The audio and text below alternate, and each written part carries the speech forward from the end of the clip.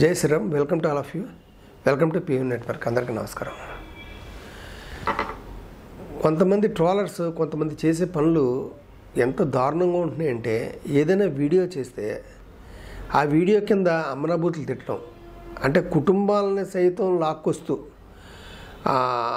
వాళ్ళకు ఫోన్లు చేసి చాలా దుర్భాషలు మాట్లాడడం, మాటల్లో చెప్పడానికి వీలు లేనటువంటి దుర్భాషలు మాట్లాడడం. ఇలాంటి సంఘటన ఒక యూట్యూబర్కి జరిగింది. ఆయన పేరు గుంటు నాగరాజు, అందరికీ తెలిసిన వ్యక్తి. అతను యూట్యూబ్లో ఫేమస్, ట్విట్టర్లో కూడా ఫేమస్.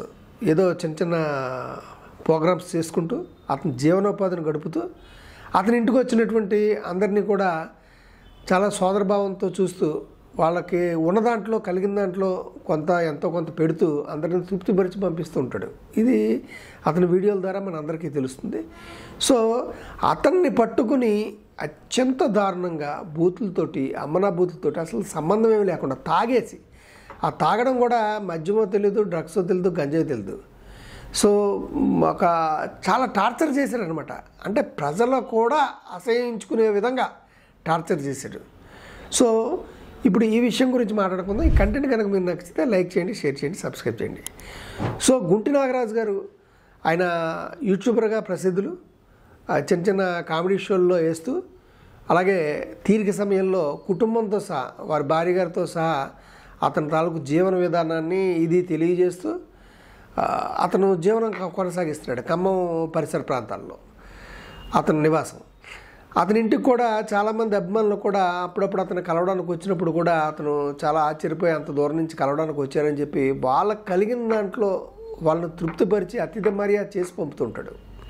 అతను ప్రవృత్తి వేరు, వృత్తి వేరు. వృత్తిపరంగా అతను ఏ రకమైన కార్యక్రమాలు యూట్యూబ్లో చిన్న ప్రోగ్రామ్స్ అవి చేసుకున్నాడు. బట్ ప్రవృత్తి ప్రకారం మర్యాద అన్నది అతనికి తెలుసు, పద్ధతి అన్నది అతనికి తెలుసు.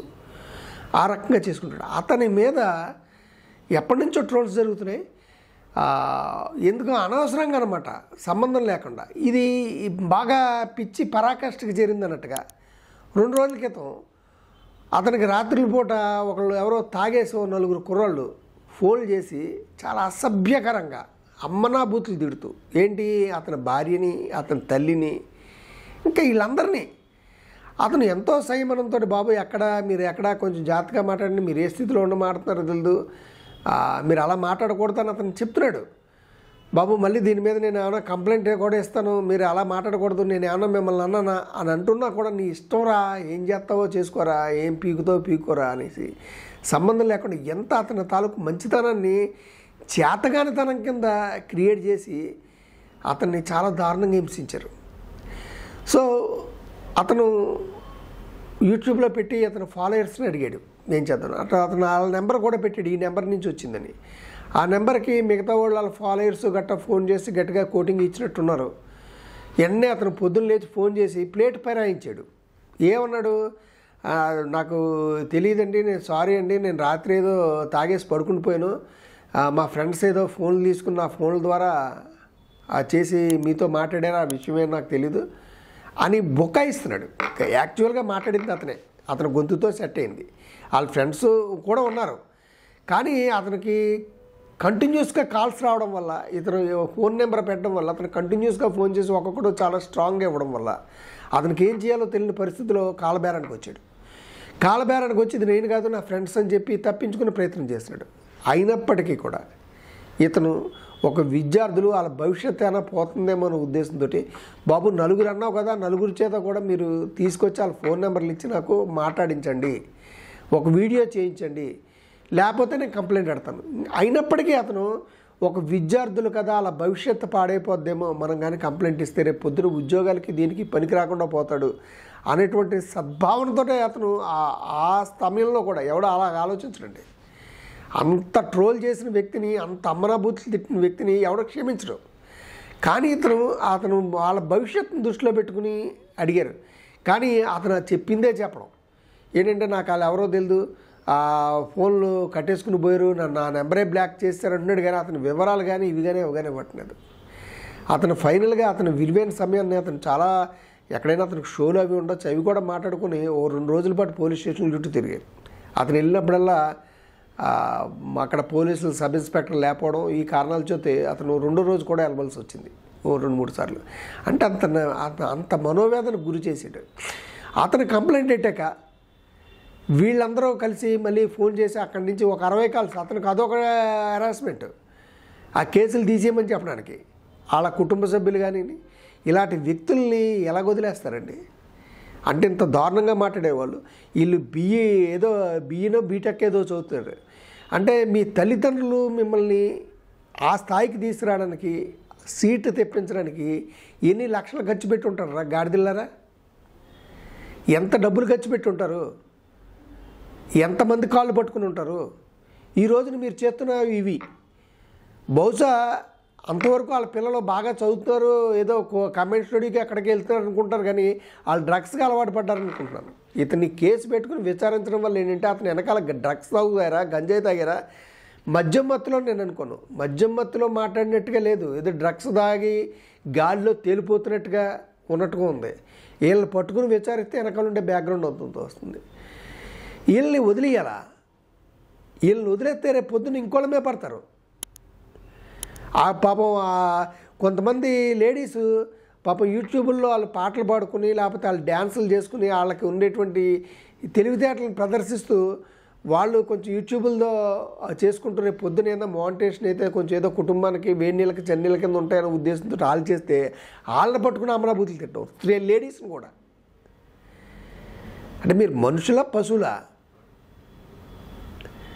సో వీళ్ళని కేవలం ఖండించాలండి. ఇప్పుడు ఈరోజు ఒకసారి చూసుకోండి, అలాగా కుటుంబాల్లోకి వెళ్ళి కుటుంబ సభ్యులు తిట్టినటువంటి నాయకులు ఈరోజు ఆంధ్రప్రదేశ్లో జైళ్ళల్లో ఉన్నారు. ఇప్పటికీ బెయిల్స్ కూడా రాలేదు. ఇవి కఠినమైన చట్టాలు పడతాయి. నిర్భయ చట్టం కింద పడుతుంది, ఐటీ యాక్ట్ కింద పడుతుంది. ఈ కేసులు పడితే ఇంచుమించు 6-7 నెలల పాటు జైల్లోనే ఉంటారు, మగ్గిపోవాల్సి వస్తుంది. ఇప్పుడు ఈరోజు చేస్తున్నారు కదా, ఎమ్మెల్యేలు ఎంపీలు సైతం కూడా జైల్లోకి పోతున్నారు, వ్యక్తిగతంగా టార్గెట్ చేసిన వాళ్ళు. ఇవన్నీ తెల్లారులేతో చూస్తున్నారు కదా. సో అయినప్పటికీ మీరు మీ ప్రవర్తన మార్చుకోవట్లేదు. మీరు విమర్శించండి. ఒకవేళ నచ్చకపోతే అతను నచ్చకపోతే సద్విమర్శ చేయండి. ఈ రకంగా ఉంది, ఈ రకంగా మీరు చేసేటువంటి ప్రభావం వీటి మీద పడుతుందనో లేకపోతే ఇంకోటనో ఏదో విమర్శించండి. అంతేగాని మీకు నచ్చని మాట ఏదో మాట్లాడని చెప్పి దాన్ని టార్గెట్ చేస్తూ వాళ్ళ కుటుంబ సభ్యులకు వెళ్ళిపోయి ఈ చాలా జరుగుతున్నాయండి. ఇప్పుడు ఎందులో చూసుకున్నా ఒక వ్యక్తి ఒకటి మాట్లాడాడంటే ఒకటికి అనుకూలం అవుతుంది, ఒకటి వ్యతిరేకం అవుతుంది. అతని భావాన్ని అతను వ్యక్తం పరుస్తున్నాడు. దాన్ని నచ్చనివాడు సో ఈ కామెంట్ని సరి చేసుకుంటూ ఉండాలి. అతను ఏ రకంగా మాట్లాడాడో ఆ స్థాయిలోనే జవాబు ఇవ్వాలి. అంతకు మించి ఎక్స్ట్రీమ్కి వెళ్ళి మిమ్మల్ని మీరు ఇబ్బంది చేసుకోవద్దు, మిమ్మల్ని మీరు ఇబ్బందుల్లో పడద్దు. ఎందుకంటే ఒక ప్లాట్ఫామ్ ఉంది, దాన్ని మంచిగా ఉపయోగించుకోండి. సోషల్ మీడియా ఉంది, మంచిగా ఉపయోగించుకోండి. ఒక మనిషిని కించపరిచేటువంటి హక్కు ఎవడేవ్వలేదు. అదేవిధంగా యూట్యూబ్లో వీడియోలు చేసేవాళ్ళు కూడా కొంతమందిని టార్గెట్ చేసి వ్యంగ్యంగా వ్యతిరేకంగా అమనాభూతులు తిడుతూ మాట్లాడేటువంటి వీడియోలు కూడా ఉన్నాయి. సో దానికి వాళ్ళు ఆ స్థాయిలో సమాధానం చెప్తే సరిపోతుంది, అంతేగాని కుటుంబ సభ్యులు లాక్కూడదు. సో వ్యక్తిగతంగా టార్గెట్లు చేయొద్దని, వ్యక్తిగతంగా టార్గెట్లు చేస్తే ఇప్పుడు ఈ కుర్రోడికి వచ్చేటువంటి పరిస్థితి వస్తుంది. రేపు పొద్దున ఈ కుర్రోడమే కేసు కడతారు, ఆల్రెడీ కేసు కట్టేశారు. అతని వెనకాల 9 ఉన్నారన్నారు, 9 అది అంతా రాంగ్. ఆ 9 కుర్రోళ్ళు కూడా ఇతనికి తెలియకుండా ఇతని నెంబర్ బ్లాక్ చేసి వెళ్ళిపోయినది రాంగ్. ఇతను ఫోన్తో ఇతనితో కలుపుకుని మిగతా 9 కూడా మాట్లాడాడు. దాన్ని కవర్ చేసుకోవడం కోసం, ఇతను తప్పించుకోవడం కోసం మాడుతున్నాడు తప్ప ఇతన్ని పట్టుకుంటే ఇలాంటి బ్యాచ్లు ఎన్ని ఉన్నాయి. కేవలం ఇతన్ని మాత్రమే ఆ రకంగా మాట్లాడా, మిగతా వాళ్ళు కూడా మాట్లాడా.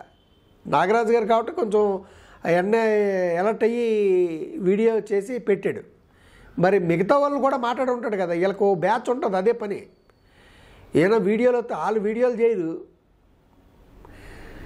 ఎవడైనా వీడియోలు చేస్తే వాళ్ళని కామెంట్లు చేయడం, వాళ్ళని నిరాశలు చేయడం.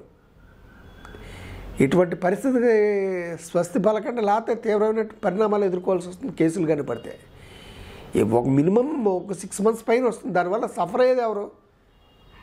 మీ తల్లిదండ్రులు సఫర్ అవ్వాలా? పరువు పోయేది ఎవరిది? మీ తల్లిదండ్రులు పరువు పోతుంది, మీది కాదు. మీరు జైలుకి వెళ్తారు.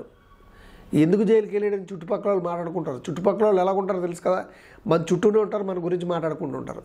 మీ అక్క చెల్లెళ్ళు ఉంటారు, వాళ్ళు కాలేజీలకో స్కూల్కి వెళ్ళచ్చు. వీళ్ళు అన్నయ్యని అరెస్ట్ చేశారట కదా, ఆడ ఎలాంటి అదోపనులు చేసి వీళ్ళు బూతులు మాట్లాడేటట్టు కదా, వీడు ఎలాంటి అనుకోలేదని వాళ్ళని బాయ్కాట్ చేస్తారు. మీరు చేసిన ఒక పని వల్ల మీ కుటుంబం డిస్టర్బ్ అవుతుంది, మీరు సమాజాన్ని డిస్టర్బ్ చేస్తున్నారు. సో మీకు ఏమైనా ఉంటే దాని గురించి చర్చించండి, మాట్లాడండి, వినండి, సభ్యతగా కామెంట్స్ పెట్టండి. అంతేగాని ఒక సెల్ ఫోన్ ఉంది కదా అని చెప్పి మనం ఎలా పడితే అలా అని చెప్పి పెట్టద్దు. మిగతాది కూడా నేను కూడా అన్నది ఏంటంటే, మిగతా అతని తోటి నటినట్లు అతను సపోర్ట్ చేసేవాళ్ళు అతనికి బాగా సపోర్ట్ చేస్తున్నారు. మిగతా వాళ్ళు కూడా, మిగతా యూట్యూబర్స్ కూడా అతన్ని సపోర్ట్ చేస్తూ ఇటువంటి విషయాలు ఖండిస్తూ వీడియోలు పెట్టాలి. ఎందుకంటే లేకపోతే ఇది అతను కావచ్చు, మిగతా అవ్వచ్చు, ఎంతమంది లేడీస్ని కామెంట్ చేస్తున్నారు తెలుసా యూట్యూబ్లోకి వచ్చి పాపం వీడియోలు పెట్టుకుంటున్న వాళ్ళని. సో వీళ్ళకి పడేటువంటి శిక్ష అన్నది గుణపాఠం అవ్వాలని తెలియజేస్తూ మరొక మంచి వీడియోతో మీ ముందుకు. జై శ్రీరామ్.